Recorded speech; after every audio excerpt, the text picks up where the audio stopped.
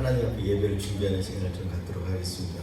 이 시간을 묵상하면서 오늘 예배 가운데에도 하나님께서 우리를 찾아와 주셔서 우리의 마음을 시원케 하시고 또 선한 길을 우리에게 보여주셔서 그 길을 믿음으로 묵묵히 걸어갈 수 있는 결단의 시간 될 수 있도록 하나님 도와주옵소서. 온전히 예배를 주님께 맡깁니다. 우리 같이 묵상으로 주님 앞에 기도하며 나아가겠습니다.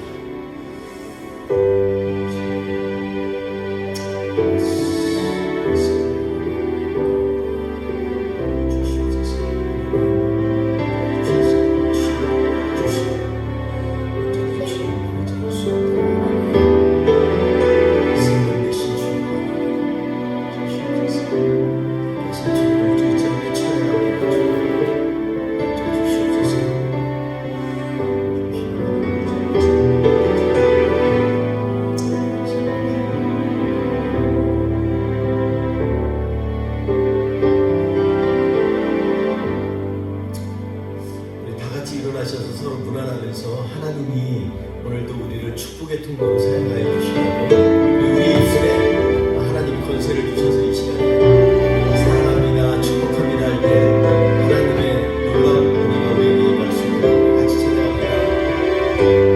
당신 하나님의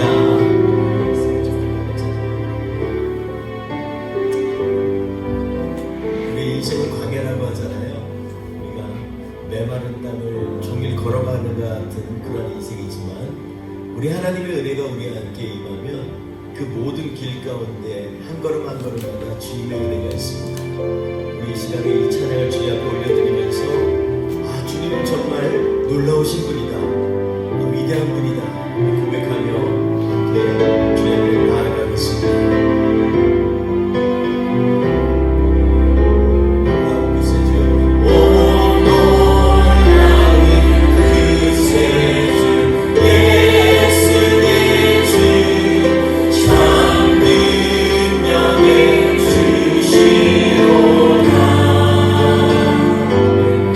그 마음이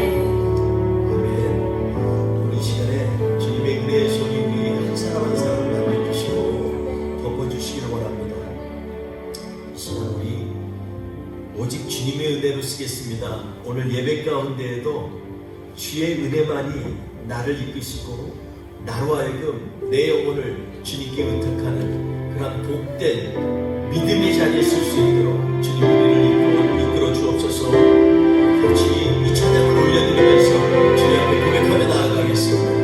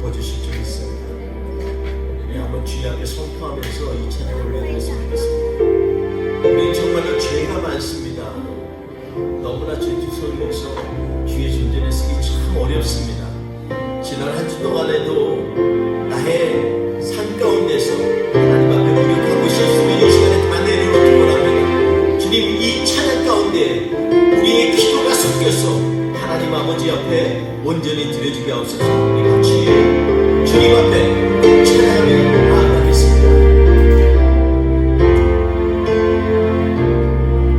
죄많은 나의 모습 속에서 주님을 기억하네.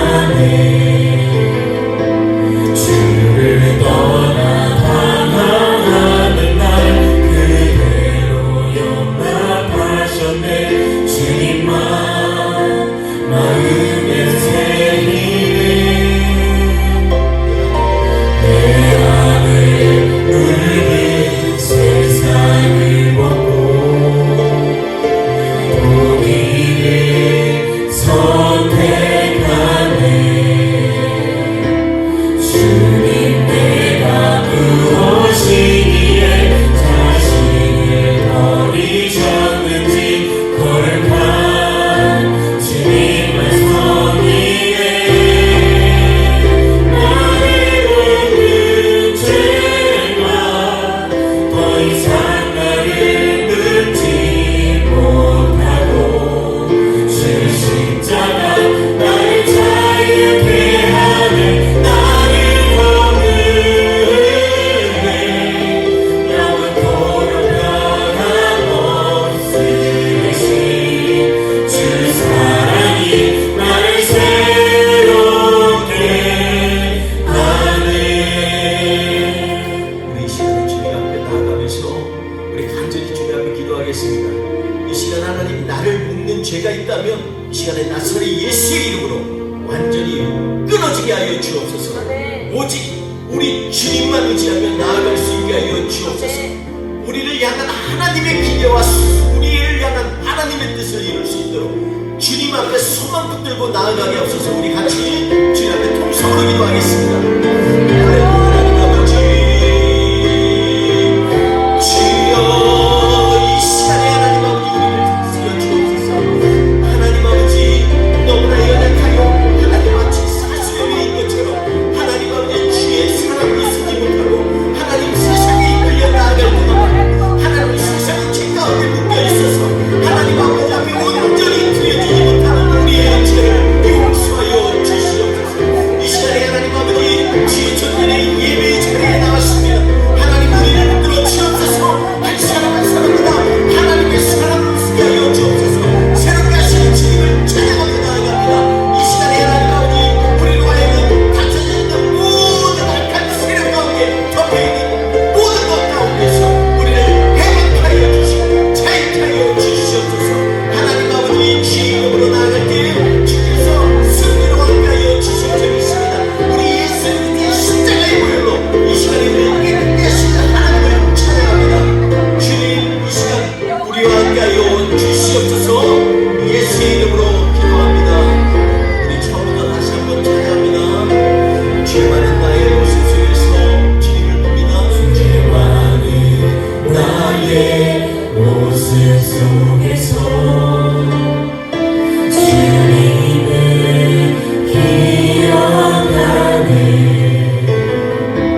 주를 떠나 방황하는 날 그대로 용납하셨네.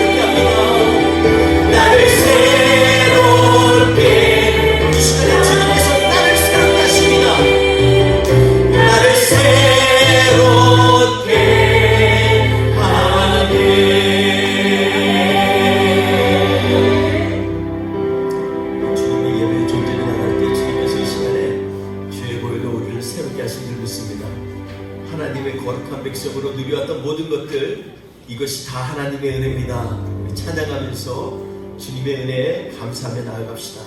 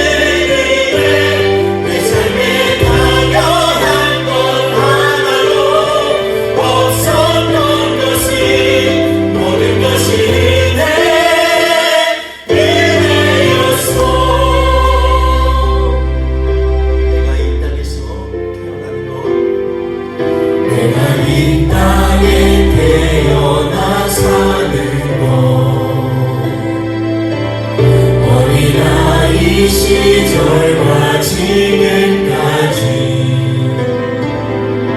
숨을 쉬며 살며 꿈을 꾸는 삶 당연한 건 아니라 은혜였어. 내가 하나님의 자녀로 살며 내가 하나님의 자녀로 살며 오늘 찬양하고 예배하는 삶 복음을 전할 수 있는 복음을 전할 수 있는 축복이 당연한 것 아니라 은혜였어. 것이 주의 은혜입니다. 모든 것이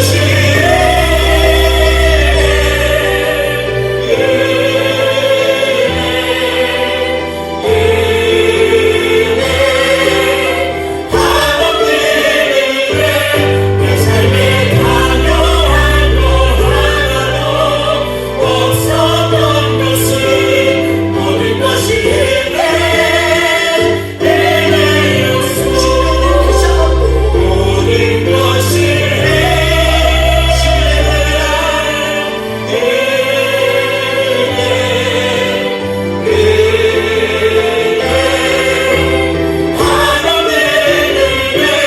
내 삶에 강요한 것 하나도 없었던 것이 모든 것이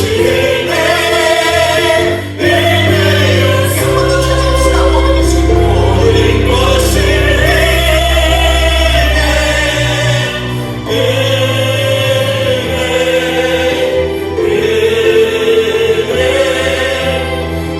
모든 것이 내 삶에 강요한 것 하나도 없었던 것이 모든 것이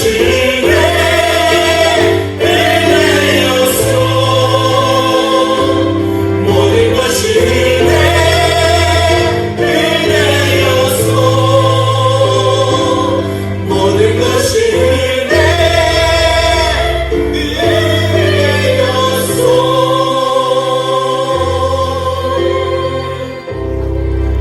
주신 하나님 아버지 감사합니다. 이 시간에 하나님 우리의 삶에 지나간 모든 발자국들이 하나님의 은혜임을 고백합니다. 지난 한 주 동안도 우리의 마음속에 하나님과 가까이 하고자 하지만 못했던 여러 가지 순간순간들도 주님이 지켜주셨기에 여기까지 오게 하심을 감사합니다. 하나님 이 시간 예배 가운데 함께하여 주셨습니다.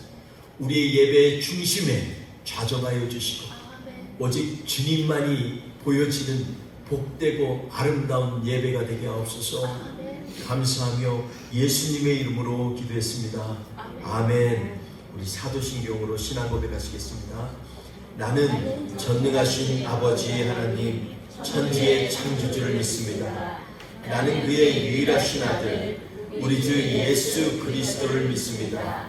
그는 성령으로 잉태되어 동정녀 마리아에게서 나시고 본디오 빌라도에게 고난을 받아 십자가에 못 박혀 죽으시고 장사된 지 사흘 만에 죽은 자 가운데서 다시 살아나셨으며 하늘에 오르시어 전능하신 아버지 하나님 우편에 앉아 계시다가 거기로부터 살아있는 자와 죽은 자를 심판하러 오십니다. 나는 성령을 믿으며 거룩한 공교회와 성도의 교제와 죄를 용서받는 것과 몸의 부활과 영생을 믿습니다. 아멘. 우리 다 같이 찬송가 31장 하나님 앞에 올려드리겠습니다.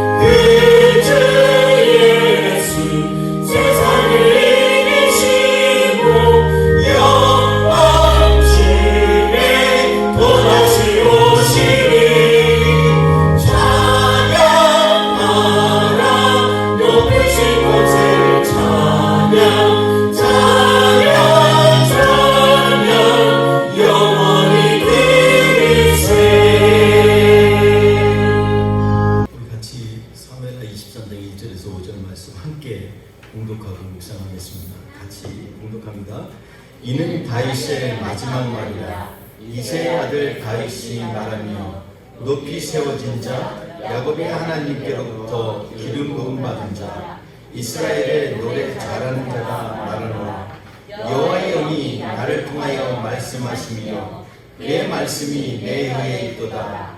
이스라엘의 하나님이 말씀하시며 이스라엘의 반석이 내게 이르시기를 사람을 공의로 다스리는 자 하나님을 경외함으로 다스리는 자여 그는 돋는 해의 아침 같고 구름 없는 아침 같고 비 내린 후에 광선으로 땅에서 움이 돋는 새풀 같으니라 하시도다. 내 집이 하나님 앞에 이같이 아니하나 하나님이 나와 더불어 영원한 언약을 세우시니 만사에 내 기비하고 견고하게 하셨나니 나의 모든 구원과 나의 모든 소원을 어찌 이루지 아니하시라. 아멘.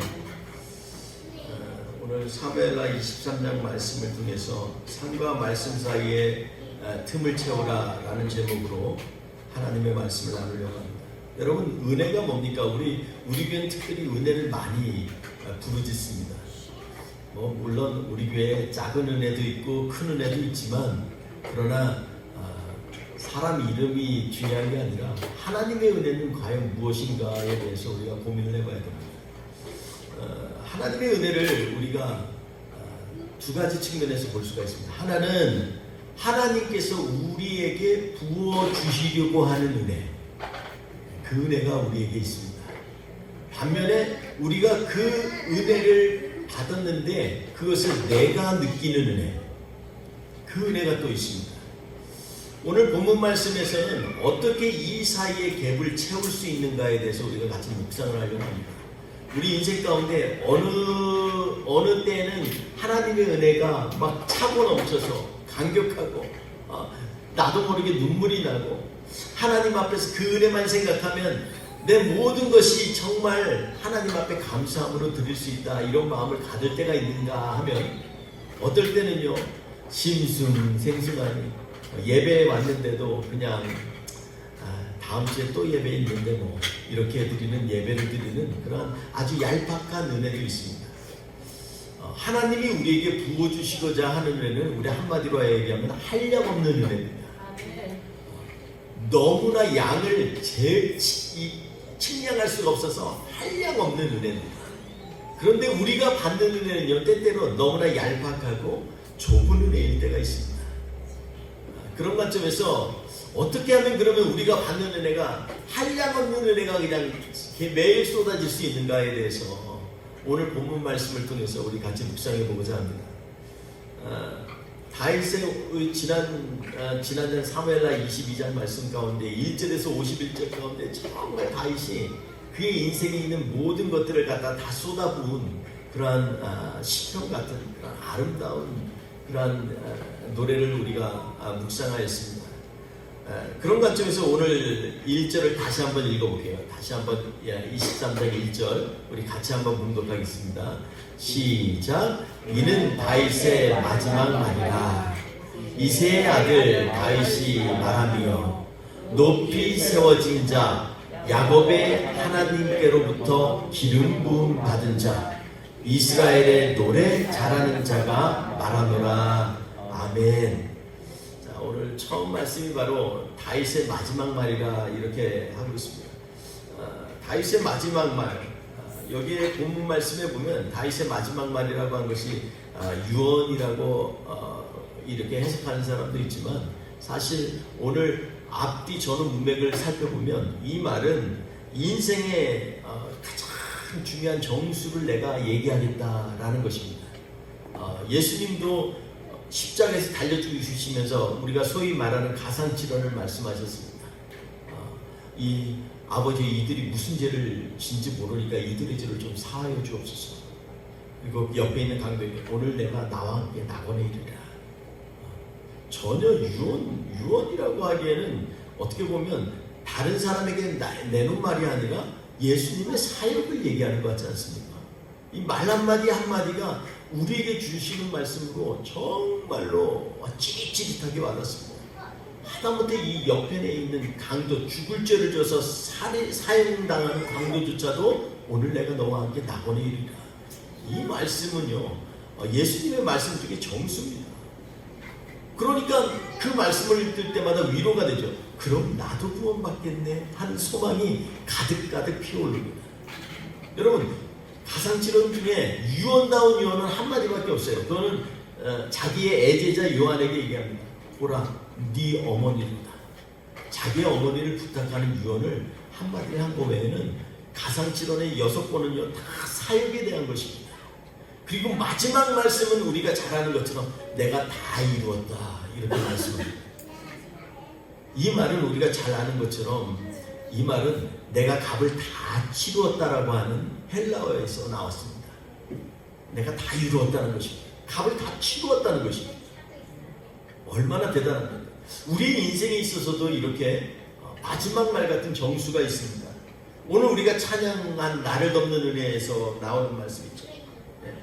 내 안에 물든 세상을 벗고 포기를 선택하네. 이거 아무나 할 수 있는 말이 아닙니다. 포기를 선택한다. 굉장히 생각하게 하는 말입니다. 그리고 우리에게 주는 이런 메아리 같은 말씀입니다. 우리도 포기를 선택해야 되는데 포기하는 것을 선택하지 못하고 포기를 안 하려고 하는 우리의 인생을 보면서 이 한마디가요 얼마나 여러 가지 의미로 다가오는지 알 수 없습니다. 이것처럼 우리에게는 여러 가지 정말로 삶의 정수와 같은 말씀이 있습니다. 오늘 다윗이 나누는 말씀이 바로 그런 말씀이라는 것입니다. 이 말씀 가운데에서 특별히 1절의 말씀이 굉장히 중요합니다. 1절에 우리가 세 가지, 이 마지막 말씀이다 하고 나서 세 가지에 대해서 말씀하고 있습니다. 첫째로는 뭐라고 얘기하고 있냐면요, 다윗이 말하며 그래서 높이 세워진 자 야곱의 하나님으로부터 기름 부음 받은 자 이렇게 얘기합니다. 여기에 보면 이새의 아들 다윗이 말하되 자기에 대한 것입니다. 여러분, 첫 번째로 하나님의 말씀에 대해서 우리가 하나님의 말씀이 온전히 나에게 은혜로 다가오려면요, 우리 안에 말씀에 대해서 세 가지 영역에 정리가 되어야 합니다. 첫째로는 내가 누구인가 라는 것입니다. 다윗은요 왕이 돼서 지금 마지막 말을 할 때 되니까 인생의 거의 황혼역에서 얘기하고 있습니다. 그럼에도 불구하고 자기의 정체성을 뭐라고 하냐면 나는 이새의 아들이다. 여러분, 이새의 아들이란 말은요, 왕이 된 후에 이 말을 하는 사람들은 다 누구였냐면 다윗의 적이었어요.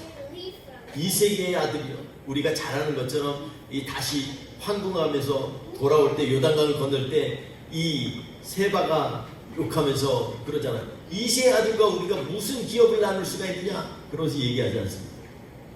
다윗을 격화할 때 하는 말이에요. 그런데 이상하게 다윗은 그것을 자기의 정체성으로 알았다는 것입니다. 이새의 아들이 말하되, 여러분, 이새의 아들이 말한다고 지금 본인이 얘기를 한다는 건 다른 사람들이 얼마나 쭈삣쭈삣하겠습니까? 왕이고 여태껏 수많은 전투에서 승리로 이끌어왔던 정말 모든 사람이 신뢰하고 의지하고자 하는 왕, 그 왕이 스스로를 갖다가 이새의 아들이라고 하는 것입니다. 이건요, 하나님 앞에서 자기의 정체성이 바로 세워지지 않으면 고백할 수 없는 것입니다. 여러분, 내가 정체성이 무엇인지를 명확히 하려면 늘 항상 한 가지 생각해야 될 게 있어요. 내가 생각하는 내가 누구인가가 아니라 다른 사람의 입장에서 제3자의 눈으로 보는 나는 누구인가를 한번 생각해 봐야 돼요. 실제로 그렇게 하기는 쉽지는 않아요. 그러나 우리는 하나님 앞에서 나의 정체성을 알려면요, 내가 하나님 앞에서 어떻게 서는지 내가 생각하는 게 아니라 다른 사람들이 볼 때 저 사람이 정말 하나님 앞에서 올바로 서 있는가를 볼 수 있는 그러한 정체성을 가져야만 합니다. 여러분, 이 말은 다른 사람의 눈을 의식하라는 것이 아닙니다. 다른 사람들이 자연스럽게 볼 때 저 사람은, 예전에 우리 1970년대 80년대 초까지만 해도 예수 믿는 사람들에 대해서 다른 사람들이 얘기할 때 막 얘기하다 누구 헐뜯으면 아니야, 그 사람은 예수 믿는 사람인데, 이렇게도 얘기를 했어요. 제가 직접 들은 얘기입니다. 안 믿는 사람이, 어떤 사람이 다른 사람을 모함할 때 그 사람에 대해서 저 사람은 내가 알아, 예수 믿는 사람이야, 이 말은 뭐예요? 예수 믿기 때문에 절대 그럴 사람이 아니라는 거예요. 그 얘기 뒤에는 뭐가 있어요? 저 사람은 예수가 누구인지 자기를 믿지도 않으면서도 예수님의 말씀이 얼마나 정말 중요한 것인지, 그리고 예수 믿는 사람들이 얼마나 그의 삶을 바로 살아왔는지에 대해서 3자 입장에서 고백하는 것입니다. 여러분, 오늘 말씀 속에서 첫째로 다윗은요, 자기는 이새의 아들이라고 얘기합니다. 그러면서 더불어서 뭐라 그러냐면 높이 세워진 자. 여러분, 난 높은 데 있는다는 말과 높이 세워진 자는 어감뿐만 아니라 내용이 전혀 다릅니다. 높이 세워졌다라는 얘기는 뭐예요? 자기의 현주선 낮다라는 거예요. 하나님이 높이셨으니까 높이 세워졌다라는 것입니다. 여러분, 우리가 말씀이 나 안에 은혜가 오려면요, 첫 번째로 이렇게 나의 정체성이 바로 서야만 합니다. 내가 누구인지를 내가 여태껏 했던 거 가지고 얘기하려고 하면요, 하나님께 앞에서 은혜가 제대로 오지가 않아요. 그런데 내가 누구인지를 얘기할 때 나는 이세야 돼. 나는 보잘것없는 사람. 제가 어느 대형교회 목사님 한 분이 얘기하면서 참 감동했어요. 그분은 자기를 얘기할 때마다 늘 얘기합니다. 저는 옛날에 아버지가 술 주전뱅이였고, 그리고 저는요, 아버지가요, 갑자기 일찍 돌아가시고, 어머니가 버티다 못해서 막내만 데리고, 동생 하나만 데리고 도망가서, 그때부터 학교도 중단하고 그렇게 살았던 사람이에요. 그 얘기를 늘 해요. 근데 그분이요, 그렇게 허투루 얘기한 게 아니라 그 의도가 뭔지를 알아요. 자기의 정체성은요, 그 안에서 하나님을 증거하는 것입니다. 그런데도 불구하고 하나님이 나를 쓰셔서 내가 높이 세워졌다는 것입니다. 여러분, 우리 인생을 볼 때 늘 이런 관점에서 보면요, 시험이 안 와요. 왜냐하면 내가 원래 세워진 게 별게 아니니까. 시험 들 일이 없어요. 남이 뭐라고 해도 나는 그 그릇밖에 원래 안 돼요. 이렇게 얘기하면 사람들이 헐뜯다가도 할 얘기 없어요. 아유, 재미도 없네. 자기가 원래 그렇다는데 뭐 어떻게? 나는 그 수준밖에 안 돼요. 여러분, 제가 인도에 있을 때 한인교회에서 목회하다가 목회가 잘 성장도 됐고 또 성도들도 많이 부흥하고 좋았지만 부득이한 사정으로 이렇게 나오게 됐습니다. 근데 그 전에는요, 선교사님 사이에 어떤 분들은 좋은 말도 하시는 분도 있지만 좀 나쁜 말을 할 때도 있었어요. 그게 좀 언짢았었어요. 근데 나중에 한 몇 달이 지나고 나에 대해서 그렇게 뭐 좋게도 얘기 안 하고 속으로도 얘기 안 했는데 그날 실토날 저를 보고 그러더라고요. 목사님 굉장히 많이 바뀌신 거 아세요? 그러더라고요. 왜요? 그랬더니 아니요, 목사님을 대하면요, 예전하고 전혀 다른 것 같아요. 그러면서 그런 고백을 할 때 제 마음에 한쪽으로는 씁쓸한 것도 있었어요. 그럼 예전에 내가 정말 엉망이었구나. 그런데 다른 한편으로는 또 소망이 생겨요. 내가 변하고 있구나. 여러분, 우리 안에 나의 정체성을요, 오늘 다윗처럼 나는 정말 아무것도 아닌, 인생에 있어서 정말 내가 아무것도 아니라는 것을 깨닫는 것 정말 중요합니다. 그러려면 어떻게 해야 돼요? 나를 객관화시켜야 돼요. 나를 내가 보는 내가 아니라 다른 사람이 봐도 이 정도가 된다라고 할 정도로 객관화시켜야 됩니다. 그때 내가 누구인지 마치 이렇게 채를 치면은 위에 남아있는 찌꺼기가 남는 것처럼 다 남는 게 보이기 시작해요. 내 눈으로 보면 이상하게 찌꺼기가 안 보여요. 그런데 다른 사람들의 입술로 나오는 말 속에 보면 나의 찌꺼기가 보이는 거예요. 내가 그 정도밖에 안 되는구나. 거기서부터 하나님을 바라볼 때 우리는요, 하나님의 말씀이 은혜롭게 내 안에 들어오게 됩니다. 아멘. 여러분, 그러니까 나의 정체성, 내가 누구인지를 명심해야 합니다. 특별히 내가 생각하는 내가 아니라 하나님 앞에서 내가 지낼 때 다른 사람들이 멀리서 본 사람이 볼 때 우리 뿌리 깊은 교회도 우리가 생각하는 뿌리 깊은 교회, 우리는 족하고 우리를 정당화하지만 밖에서 볼 때 우리 교회는 어떤 교회일까? 그에 대해서 귀를 기울일 필요가 있어요. 왜냐하면 그때 우리 안에 있는 찌꺼기들이 나오기 때문에 그렇습니다. 사랑하는 성도 여러분, 우리 안에 먼저 하나님의 은혜가 은혜로 다가오려면 우리 스스로를 밝히 깨달아야만 합니다. 여러분, 주의 말씀 가운데 나를 쳐서 복종하면서 하나님께서 나에게 원래 기대하셨던 것과 내가 다른 길을 가고 있다면 다시 한번 나를 확실하게 깨달아서 거기서부터 다시 한번 출발해야만 합니다. 여러분, 세상에 답이 있는 인생이 어디 있습니까? 답이 있는 인생은 세상에 하나도 없어요. 내가 내일 무엇을 할지 아무리 내가 설계하고 계획하더라도 하나님의 백성은 하나님이 그 길을 인도하시기 때문에 그곳을 인도하시는 하나님을 의지하기 때문에 우리의 길에 인생의 미래 소망이 있는 것입니다. 여러분, 그러므로 나를 객관화하십시오. 다윗처럼 나는 이새의 아들입니다. 그런데도 나를 높이 세우신 하나님입니다. 이렇게 주님 앞에 고백해야만 합니다. 우리 두 번째 또 하나 우리가 봐야 될 영역이 있어요. 그게 무엇이냐면 오늘 말씀 다시 한번 읽어볼까요? 1절만 다시 한번 읽겠습니다. 시작. 이는 다윗의 마지막 말이라. 이새의 아들 다윗이 말하며 높이 세워진 자 야곱의 하나님께로부터 기름 부음 받은 자 이스라엘의 노래 잘나는 자가 말하느니라. 아멘. 여러분, 여기 보면 야곱이 하나님께로부터 기름 부음 받은 자라고 자기를 얘기하고 있습니다.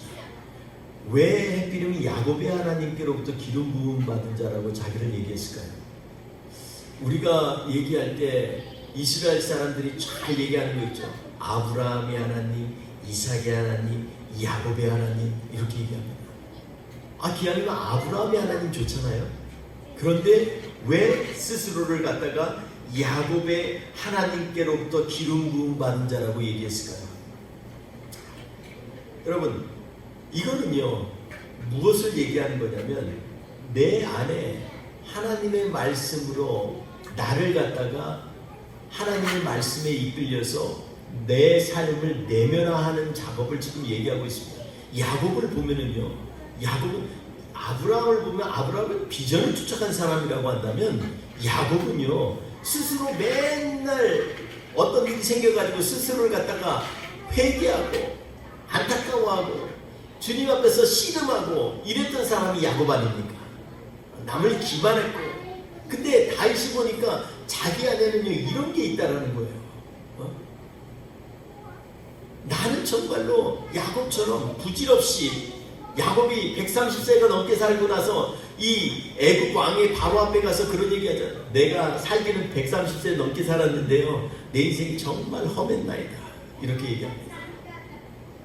여러분, 야곱이 자기가 이루었던 것보다 자기를 스스로를 갖다가 얘기할 때 자기 안에 나는 정말로 늘 말씀에 흔들리기도 하고 쓰러지기도 하고 쳐서 넘어지기도 하고 그랬던 사람입니다. 이것을 고백하는 것입니다. 여러분, 이거는요 이게 확실하게 들어가야 그 사람이 어떻게 살 것인지를 알 수가 있어요. 야곱은요 이렇게 자기가 하나님께로부터, 야곱의 하나님으로부터 기름 부음 받았다라는 것은 뭐냐면 야곱같이 그렇게 넘어지고 자빠지고 쓰러졌지만 하나님이 나를 택하셔서 하나님이 나를 사용하시겠다고 하셨다라는 것입니다. 여러분, 이 정신이 있으면요 세상을 살 때 두려움이 없습니다. 여러분, 우리 인생 가운데 이것을 소위 말해서 뭐라 그러냐면 인생의 가치관 혹은 인생의 세계관이라고 얘기합니다. 세상을 보는 방식이죠. 나는 정말로 연약하고 부족한데 나를 하나님이 부르셔서 기름 부으시고 이스라엘 왕으로 세우셨다는 거예요. 이 경험이 있으면요 세상을 향해서 보는 눈이 달라지기 시작합니다. 여지껏 보면 세상을 보면 세상 사람들처럼 살다가도 하나님 앞에서 다시 한번 야곱의 하나님으로부터 기름 부음 받은 자라고 한 다윗의 고백처럼 우리의 인생에 있어서 내 인생이 정말 별거 아니었는데 하나님이 나를 부르셔서 나에게 뭔가를 할 수 있도록 하나님이 나를 부르셨다는 이 확실한 생각이 있으면요 세상을 보는 눈이 달라집니다. 마치 야곱이 이스라엘이 된 것처럼 하나님은 우리를 사용하셔서 여지껏 가졌던 나의 낡아빠진 그러한 이 소위 말하는 더러워진 인격, 나의 누추한 성격, 내가 갖고 있던 천박함, 이런 것들을 갖다가 하나님이 기름 부으심으로 말미암아 우리를 새롭게 하셨다는 거예요. 이게 내 안에 사람들의 사는 방식의 세계관이 되어야만 합니다. 여러분, 이 세계관이 있으면요 세상을 볼 때 하나님의 눈으로 보게 돼요. 말씀이 들으면 그 말씀이 내 안에서 나를 갖다가 쳐서 나를 갖다가 하나님의 가치가 무엇인지를 발견하게 해줘요.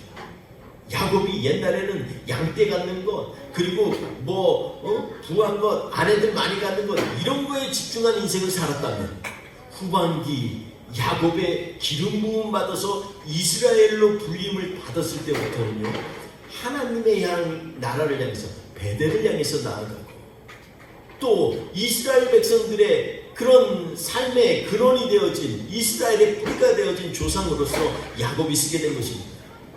여러분, 그러려면 뭐가 돼야 돼요? 말씀이 내면화되어져야 됩니다.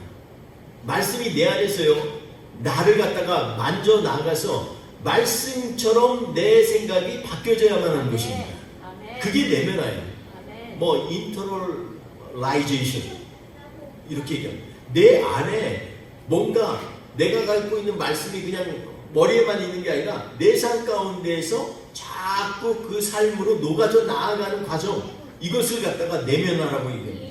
세상 사람들은 세계관이 중요하다 뭐라 하지만 세계관의 핵심은요, 그거는 보는 게 아니에요. 사는 거지. 삶의 방식이죠. 그러면 삶의 방식이 변하는 건 뭐예요? 내 안에서 말씀이 내 안에 녹아들어져서 내면화가 돼야지 내 삶이 바뀌는 것입니다. 말씀만 들었다고 바뀌는 게 아니에요. 말씀하고 결단해서 그것을 갖다가 내 삶 가운데서 하나하나 이어져 나가고 옮겨져 나가고 지어져 나갈 때 우리의 삶이 하나님이 기뻐하시는 삶으로 바꿔져 나가는 것입니다. 이게 바로 내면화예요. 여러분, 다윗의 22편 말씀을 잘 보세요. 저는요, 다윗은요, 몸부림치는 것이 이 1절에서 51절까지의 말씀 가운데 사무엘하 22편에 보면, 22장에 보면요, 전부가 다 그냥 몸부림치는 거예요. 중간에 하나님의 도는 완전하시고 하나님의 말씀은 정밀하셔서, 그게 뭐예요? 말씀이 하나도 틀림이 없이 내 삶 가운데 이루어진다는 얘기예요. 여러분, 1절에서 51절 말씀은 다 그런 말씀이에요. 어떻게 하면 주님은 나의 산성이고 나의 피난처 되시고 나의 반석 되시고 나의 방패 되시고. 여러분, 이 말씀들은요, 우리 안에 말씀이 내 안에 믿어져서 그 말씀대로 실행해 나가지 않으면 이 말씀을 고백할 수가 없는 거예요. 다윗이 지금 이걸 고백하는 겁니다. 그러니까 우리 안에 말씀이 내면화될 수 있도록 자꾸 말씀을 실행해야만 해요. 말씀을 헤쳐나가면 돼요. 마치 나무의 뿌리가 점점 하나님을 찾아 나아가듯이 내가 자꾸 모든 감각과 모든 끝을 동원해서라도 하나님의 말씀을 찾아 나가야 됩니다. 해답을 위해서 살지 말고 하나님의 말씀이 일하시는 걸 기대하며 사는 삶, 그러한 삶이 바로 은혜로운 삶입니다. 이런 사람에게는 은혜가 떠나지가 않아요. 여러분, 그러므로 말씀이 내면화되기를 바랍니다. 한 가지만 더 우리가 봤으면 좋겠습니다. 마지막 절 우리 같이 한번 읽어볼까요? 이스라엘의 노래 잘하는 자가 말하노라. 아멘. 여러분, 예수 믿는 사람들, 세상 사람, 예수쟁이들은 왜 이리 말이 많아? 여러분, 우리 말이 많을 수밖에 없어요. 그게 당연한 거예요. 하나님은요, 우리에게 말을 통해서 복을 주시는 거예요. 그러니까 하나님을 향해서 자꾸 말을 하는 것입니다. 세상을 향해서 말로 선포하는 거예요. 증거하는 거예요. 예수도 증거하고 예수를 믿는 나의 인생이 바뀌었다는 걸 증거하고 하나님 아버지 앞에서 영광 돌리고 이러한 삶을 사는 사람들은요, 인생이 다른 것입니다. 여러분, 은혜를 주시기 때문에 은혜를 받는 경우도 있지만 하나님의 말씀을 지키니까 은혜가 될 때가 있어요. 내 삶 가운데 하나님의 말씀대로 사는데 그게 은혜가 될 때가 있어요. 세상 사람들 볼 때는 멍청하고 왜 그렇게 살아? 좀 머리만 조금 쓰면 되지. 근데 머리 쓰는 것보다 더 하나님의 말씀을 앞에 두는 사람들은요, 그 안에 하나님의 은혜가 임합니다. 거저주시는 은혜, 거저주시는 나는 하지 않았는데 나에게 사용할 수 있도록 하는 은혜. 신명기 28장 말씀처럼 내가 짓지도 않은 집에 거하며 내가 갈지도 않은 밭에서 먹을 것을 얻으며, 이런 축복이 우리한테 임하는 것은 바로 이렇게 하나님 앞에서 찬양하고 하나님의 말씀을 나누는 자이기 때문에 이게 가능한 것입니다. 여러분, 이거는요, 내 삶 가운데 이것을 세상 사람들은 우리가 교회에서 한때 얘기한 비전이 바로 이겁니다. 비전은요, 하나님의 말씀을 내 삶 가운데 구체화하는 것입니다. 구체하려고 생각하는 게 비전이에요. 생각하지도 않는데 비전 가지고 있다는 건 그건 비전이 아니에요. 진짜 비전은 내 삶 가운데 말씀이 구체화되는 것입니다. 말씀이 하나님이 이렇게 말씀하셨어. 그럼 내가 어떻게 할까? 생각하는 게 바로 비전이에요. 생각하고 묵상할 때 하나님이 주시는 그 빛이 보여져요. 그리고 보이는 시야가 보이는 것이 바로 그것이 비전인 것입니다. 여러분, 여태껏 지난 22장 말씀에 하나님의 말씀이 중요하다는 걸 우리가 계속 강조했어요. 그러나 그 말씀을 말씀으로 하게 되면은요, 말씀으로만 남을서는 절대 안 되는 것입니다. 오늘 말씀 보면 다 있으며 이 세 가지 영역에서 무던히 자기를 내려놓는 연습을 했어요. 그렇기 때문에 그를 통해서 하나님의 은혜가 너무나 많다라는 고백이 일어날 수밖에 없어요. 이렇게 우리는요, 그의 노래를 통해서 인생 가운데에서 하나님께서 일하신 것들을 찬양하는 사람. 여러분, 그러므로 우리가 이렇게 비전 있는 사람은 어떤 일을 해요? 하나님의 말씀으로 내 인생을 엮는 사람입니다. 비전은요, 멀리서 와서 우리의 비전은 교회를 부흥시키고 그리고 하나님을 영광롭게 하고 정말 좋아요. 그런데 그러려면 뭐를 해야 돼요? 다른 게 아니에요. 내 인생, 내 앞에 있는 스텝에서 하나님의 말씀으로 엮어 나가는 것입니다. 나의 일을, 나의 생활을 말씀으로 엮어 나가는 거예요. 그것이 이루어질 때 우리 안에 비전이 생기는 거예요. 입으로는 하나님의 비전 얘기하는데 생활은 엉망일 때 하나님이 기뻐하시겠어요? 안 그러죠. 하나님이 보는 것을 우리가 보는 것, 그걸 비전이라고 하는 거잖아요. 그러려면 뭐예요? 하나님이 보고자 하시는 것을 우리의 삶으로 엮어 나아가야 그것에 이룰 수 있는 거죠. 하나님은 우리에게 이 일을 하기 위해서 하나님의 독생자 우리 예수님을 이 땅에 보내셔서 우리를 위하여 징벌받고 형벌받고 모욕받고 죽기까지 십자가에 매달려 놓으셨어요. 여러분, 이게 바로 우리 주님의 비전이었습니다.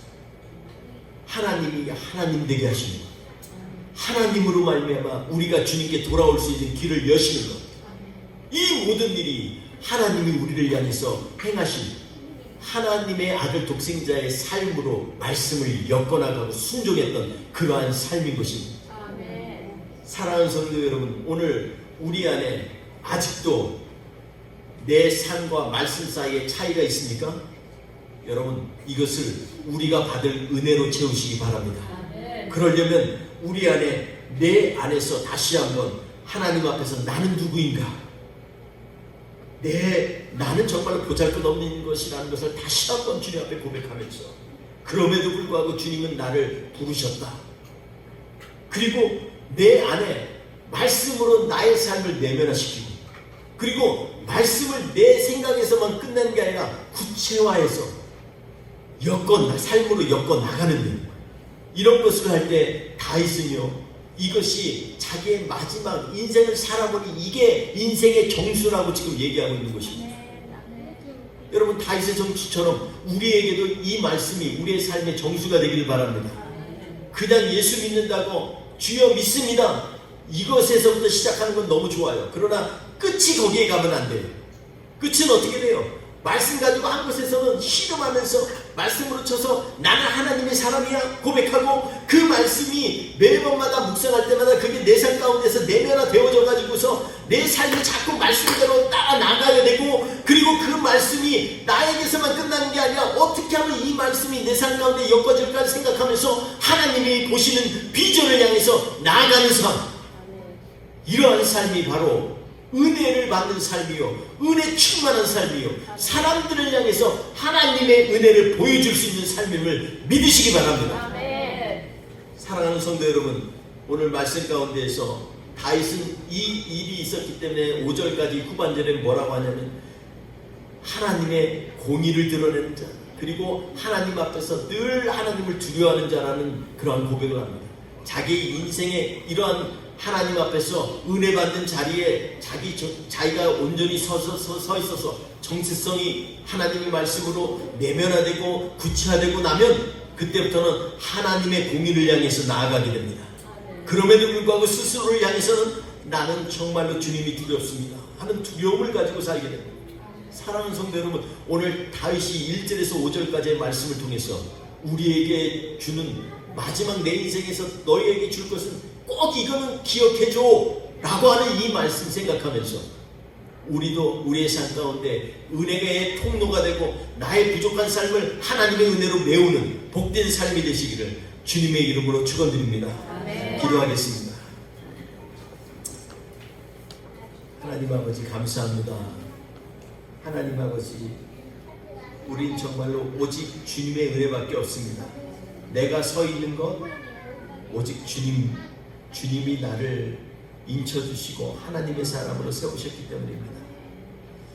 하나님, 내가 주님을 찬양할 수 있는 것 나로 하여금 하나님이 보시는 것을 보게 하여 주셨기 때문에 가능합니다. 주님 십자가의 고통을 이기신 예수님, 그 주님을 생각하면서 내 안에 말씀으로 나를 쳐서 복종하게 하시고 순종하게 하옵소서.